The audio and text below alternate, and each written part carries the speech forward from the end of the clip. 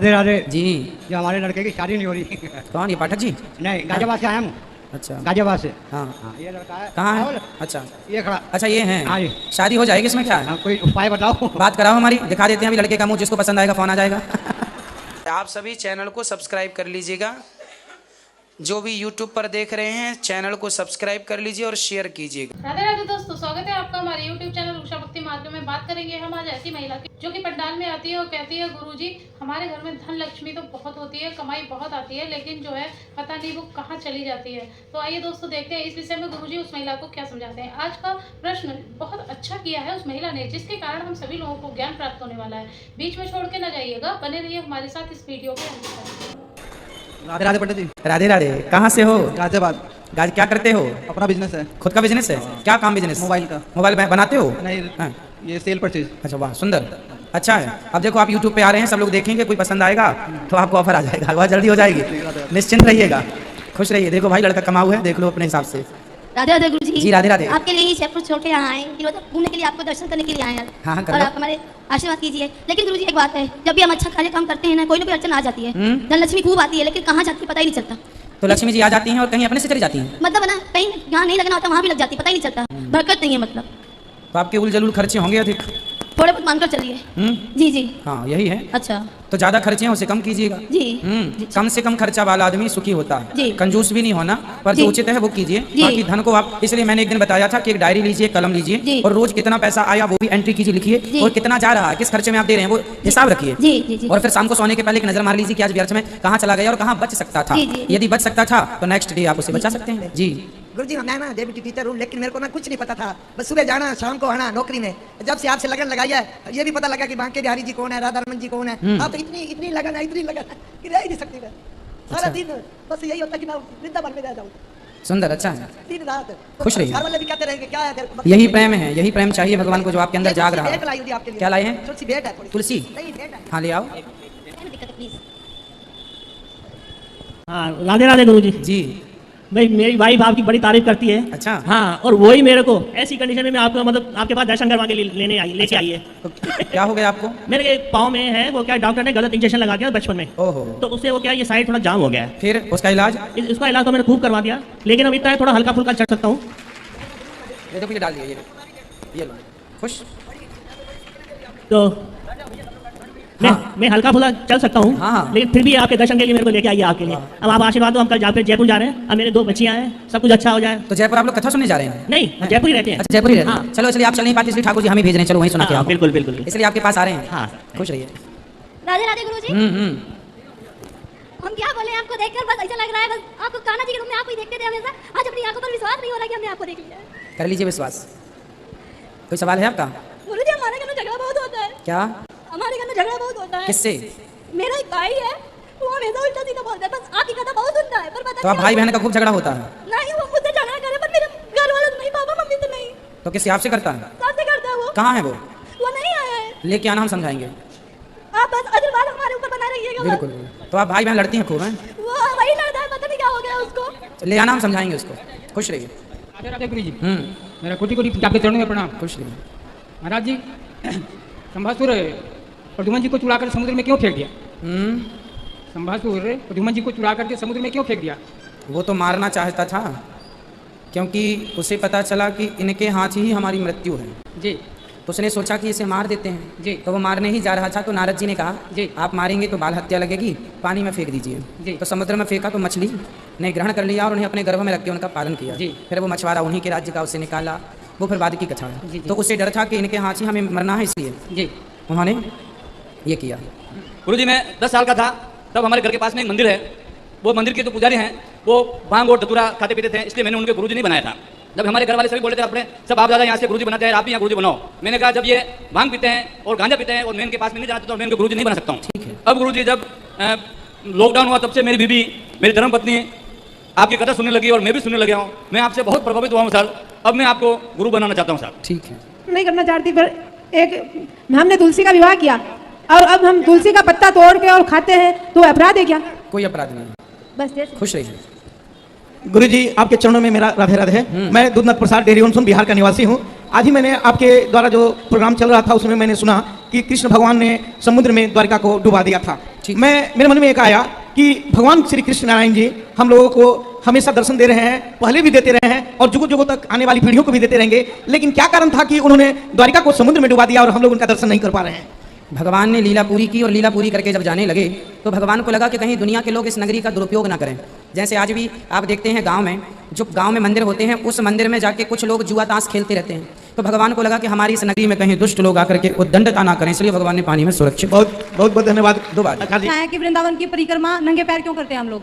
क्योंकि ठाकुर जी जितने दिन यहाँ रहे हैं भगवान स्वयं नंगे पैर रहे हैं वृंदावन में, इसलिए जब भगवान यहाँ नंगे पाँव रहे हैं इसलिए। अब किसी के पाँव में कोई दिक्कत है तो वो चप्पल पहन के भी कर सकता है। अब कोई आपातकाल है, भाई चला ही नहीं जा रहा किसी से और करने का भाव है तो कोई दिक्कत नहीं, जिसका सर सके सो नंगे पाँव करे।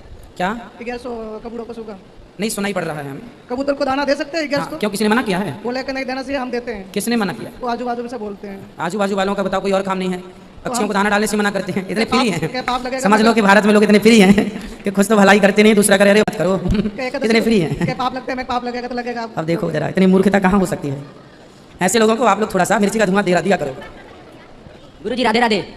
गुरुजी हमसे आपसे एक प्रश्न करना है कि जब हम गरीब होते हैं तो हमारे अंदर बहुत सी इच्छाएं रहती हैं कि हम वृद्ध लोगों की सेवा करें, और वहीं जब हम संपत्तिशाली हो जाते हैं, बहुत संपत्ति हो जाती है, तो हमारे अंदर अहंकार क्यों आ जाता है? हम लोग के अंदर से वो गरीब लोगों की सेवा करने की इच्छाएं क्यों चली जाती हैं? इसलिए भगवान से यही प्रार्थना कीजिए कि हे प्रभु धन तो दीजिएगा, पर ऐसा धन के संग ऐसी बुद्धि दीजिएगा जो बुद्धि सदा धन को धर्म से जोड़ने वाली हो। इसलिए हम कहते हैं धन को धर्म से, ऐसी बुद्धि सबको नहीं मिलती। कई लोग तो धन पाके हैंग हो जाते हैं, आप ठीक कह रहे हैं। तो आप खूब धन कमाइएगा और आप खूब धर्म कीजिएगा, अपने आप को बचाइए। जमाने का तो अपन देखो कुछ नहीं कर सकते, समझा ही सकते, पर अपना कर सकते। जैसे ये दास अनिरुद्ध है ना, अब देखो हमने भी तो सेवा की है। हमने भीख मांगने से जिंदगी शुरू की और आज ईश्वर ने दिया तो सेवा कर रहे हैं। हम तो घमंड में नहीं डूबे हैं। वैसे आप भी, जैसे हम कर सकते हैं वैसे आप लोग भी सब सेवा कर सकते हैं। गुरुजी मैं आपसे चाहता हूँ आप हमें ऐसे आशीर्वाद दें कि मैं भी ऐसे वृद्ध माताओं की सेवा करूँ और ऐसे ही धर्म में अपना हाथ बटाए रहूँ। आप तो ऐसे बेटे बनो, समाज को ऐसी प्रेरणा दो कि हर बेटा अपने अपने माँ बाप की सेवा करे, तो वृद्धाश्रम बनाने की जरूरत ही ना पड़े। अपने को इस थिंकिंग से आगे चलना, ये तो मजबूरी है, ये मेरा शौक नहीं है, ये मजबूरी है जिसके कारण आश्रम बनाना पड़ा, वृद्धाश्रम। बच्चे सेवा नहीं करते इसलिए मजबूरी में बनाना पड़ा, वरना ये शौक नहीं है कि आश्रम वृद्धाश्रम, ये कोई अच्छी बातें नहीं है। हम छपरा जिला से आए हैं, महाराजगंज से। देखिए जो भाई बैठ खड़े हैं बहुत नशा करते हैं, ये पूरे नशा करते हैं, आप परिवार को तबाह कर देते हैं। बात कराओ, सब कोई परेशान है। कौन है ये आपके? ये मेरा है ससुर जी। ये आपके ससुर जी? जी। बात कराइए ससुर जी से। आप बहुत परेशान है, बाल बच्चा भी परेशान है, बात करिए। यही बात करेंगे, बोलिए ना जो बोलना है।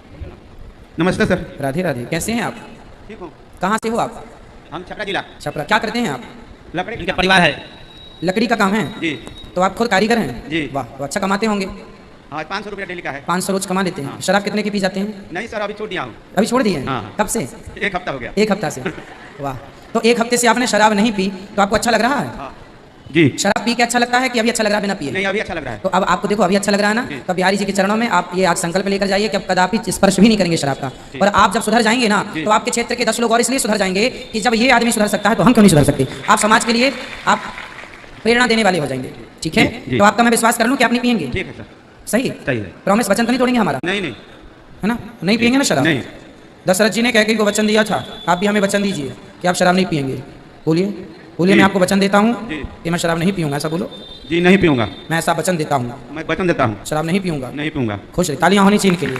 कोटि नमन। खुश रहिए जी। मैं आपकी YouTube पे 30 सेकंड का जो क्लिप आता है उसको देख के यहाँ पे आया हूँ, राजस्थान से आ रहा हूँ मैं। अच्छा। और बहुत ही ज़्यादा आपकी तरफ मैं आकर्षित हुआ और आज यहाँ आके बहुत ही अच्छा लगा। मेरा प्रश्न है कि मुझे क्रोध बहुत आता है। अच्छा। और क्रोध किसी भी तरीके से किसी का फायदा नहीं करता है। बिल्कुल। और परिवार एक ऐसी जगह होती है जहाँ आपको आपकी हर कमी के साथ स्वीकार किया जाता है, लेकिन मैं अपने आप को स्वीकार नहीं कर पा रहा हूँ कि मुझे क्रोध आता है। अब मुझे ये बताइए कि उस क्रोध को कम करने के लिए मैं किसका सहारा लूँ? आप केवल रोज थोड़ी थोड़ी कथा सुनिए। अपने आप जब आप कथा में मन लगाएंगे ना तो अपने आप जो मन क्रोध में लग जाता है वो अपने आप धीरे धीरे छूट जाएगा। जैसे दीपक जला देने से अंधकार अपने आप समाप्त हो जाता है, उसी प्रकार अपने आप को सत्संग से जोड़ लेने से कुसंग अपने आप समाप्त हो जाता है। ये कुसंग है। मेरे घर पे एक देसी गाय भी हम रखते हैं। हाँ। और 7 साल से उसकी सेवा कर रहे हैं। खड़ी की मतलब वो गाय नहीं है, वैसे उसकी सेवा कर रहे हैं। गौशालों की स्थिति बहुत खराब है, गौशाला में नहीं बेच सकते हम। और मैं यहाँ पे आके गायों को भी देखा, मैंने व्रत माताओं को भी देखा। मैं एक व्रत माताओं को गोद लेना चाहता हूँ। और उसके साथ ही मेरी पत्नी ने ये कहा कि जो आपकी माँ बेटी है उसकी सेवा भी करो। अगर आपको, मैंने कहा कि उसकी सेवा तो मैं करूँगा, उसके पास रहूँगा, पर यहाँ जो माएँ हैं उनके पास कब आना होगा मेरा? तो मेरा मैं ये मन से चाहता हूँ करने के लिए उनका मैं करूँ। बिल्कुल, इनकी भी सेवा करिए और अपनी खुद की माँ की भी खूब सेवा कीजिए। भगवान आपको सदा सुखी रखे। जय श्री नारायण महाराज जी, आपका कोटि कोटि शुक्राना, बहुत बहुत शुक्राना महाराज जी। मैंने आपकी कथा ने मेरे को जीना सिखा दिया। मैं डिप्रेशन में चली गई थी महाराज जी। हमारा 26 साल का बेटा एक्सपायर हो गया था। अच्छा, क्या हो गया था उसको? वो पति पत्नी का झगड़ा था। तो पति पत्नी के झगड़े में बेटा चला, बहू कहाँ है? बहू को उसके 4 महीने का बच्चा पेट में था, उसने बच्चा भी गिरा दिया और पोती को लेकर अपने घर चली गई। मम्मी के साथ रहती है। तो बेटा चलो हम दोनों पति पत्नी रहते थे, मैं डिप्रेशन में चली गई थी। जब से मैंने फिर पहला लॉकडाउन लगा ना, फिर रिश्तेदार भी बंद हो गए आना और पड़ोसी भी घर आना बंद हो गई।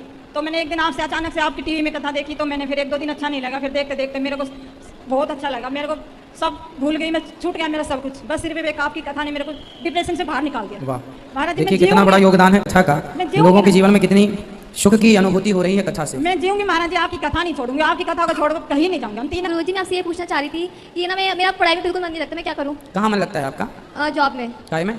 जॉब में मतलब नौकरी में। अच्छा, जॉब करते हैं आप? हाँ, पहले करती थी, अब सोच रही हूँ। तब छोड़ दिए तो पढ़ाई कर लो, जब फिर लग जाए तो फिर जॉब करने लग जाना। अभी तो नहीं लगी तो अभी तो पढ़ाई करो। तो आप आशीर्वाद करो। बिल्कुल, पढ़ाई तो करनी ही पड़ेगी, यदि आगे जाना है तो अपने को पढ़ाई तो करनी ही पड़ेगी। आप सही बोल रहे हो, बट जैसे मैं किताब खोलती हूँ ना, मेरा मन नहीं करता फिर इसको, किताब को देखने का मन ही नहीं करता, मैं बंद कर देती हूँ। तो कहाँ तक अभी हो गई आपका ग्रेजुएशन? कहाँ है आपका अभी? ग्रेजुएशन नहीं है, 10th के पेपर है। अभी 10th में ही आप? हाँ। अरे तो आपको तो बहुत आगे जाना चाहिए अभी। वही तो तो बात फिर है। पढ़ाई करो, नहीं मेरा पति कहेगा कि अनपढ़ मेरी पत्नी, ताने मारेगा फिर आपको शादी के बाद। इसलिए आज के युग में 10वीं तक पढ़ना तो बहुत कम होता है। जी सर, आप आशीर्वाद करो। बिल्कुल, खुश रहिए। और मैं आपको ये भागवत कथा देखती हूँ, मुझे बहुत अच्छी लगती है, मैं हमेशा देखती हूँ। बिल्कुल, पढ़ना नहीं, सास कहेगी अनपढ़ बहू है हमारी, पति भी टॉर्चर करेगा अनपढ़ है, इसलिए पढ़ाई करो मन लगा के। ठीक है, राधे राधे। राधे राधे गुरुजी। राधे राधे। गुरुजी, आपकी कथा सुनने के बाद मेरे जीवन में बहुत आनंद, बहुत फर्क आ गया मुझे में। और आपकी कथा का तो गुणगान जितना करे कम है, अनंत बदलाव आ गया बहुत जीवन में मेरे। खुश रहिए। राधे राधे गुरुजी। राधे राधे। सीतामढ़ी जिला से मैं आया हूँ। कहाँ से? सीतामढ़ी जिला से। सीता भाभी जिला से? सीतामढ़ी जिला से। सीतामढ़ी जी। अच्छा, हमें सुनाई पड़ा सीता भाभी। चलो सीतामढ़ी से आए हो। गुरुजी कुछ है ना, हम आपसे बहुत प्यार करते हैं। ओहो, खुश रहिए, हमें भी आपसे प्यार हो गया। राधे राधे गुरुजी। खुश रहिए, खुश रहिए। आपके चरणों में कोटि कोटि नमन करता हूं। खुश रहिए। आपका कथा सबसे सुना, आपकी जिंदगी बदल गया गुरुजी। क्या बदल गया? मीट मछली सब छोड़ दिए। वाह, तालियां होनी चाहिए इनके लिए। और दिनों रात आप ही का सपना और कथा सुनते हैं, नहीं सुनते हैं तो मन नहीं लगता है। अच्छा, सुनते रहिए तो अच्छी बात है। और एक और प्रश्न है गुरुजी, तुलसी के माला मतलब हम मीट मछली नहीं खाते, मेरे घर में कोई खाता है तो कर सकते हैं कि नहीं कर सकते हैं? हाँ, तुलसी की माला आप पहन सकते हैं, आप जाप भी कर सकते हैं। हम कर सकते हैं। हाँ। हेलो गुरुजी, राधे राधे। बेटा आएंगे। गुरुजी राधे राधे। जी राधे राधे। हम सारे हरियाणा से आए हैं, लॉकडाउन से आपकी कथा सुन रहे हैं। बहुत अच्छा लगा, आप आशीर्वाद दीजिए हमारे को, हमारा कोई प्रश्न नहीं है, आपके दर्शन ही हमारा प्रश्न है। तो देखा दोस्तों, आज की वीडियो आपने पूरी देखी और सुनी। जैसे कि उस महिला ने कहा कि गुरुजी हमारे यहाँ धन बहुत आता है, पैसा बहुत आता है, लेकिन पता नहीं लक्ष्मी माता कहाँ चली जाती हैं, कहाँ पर खर्च हो जाता है। इसका गुरुजी ने यही समझाया कि आपके जो भी ऊटपटांग खर्चे होते हैं, खाना के बाद, खाना खर्चे के बाद और भी जो वगैरह वगैरह खर्चे होते हैं, आप उन्हें जो है पहले ध्यान से देखिए कि आपकी कमाई कितनी है और कितना हमें बचाना है, कितना खर्च करना है और किस तरीके से। तो गुरुजी ने बहुत अच्छी बात समझाई दोस्तों। और अगर आपको भी कुछ समझ में आया हो तो आप हमें कमेंट बॉक्स में कमेंट करके जरूर बताएं। और हाँ, अगर अभी तक आपने हमारे चैनल को सब्सक्राइब नहीं किया है तो आप हमारे चैनल को सब्सक्राइब कर लें, हमारी वीडियो को ज़्यादा से ज़्यादा लाइक और शेयर करें, कमेंट बॉक्स में राधे राधे लिखना ना भूलें। मिलेंगे किसी ऐसी ही अन्य वीडियो के साथ, तब तक के लिए राधे राधे।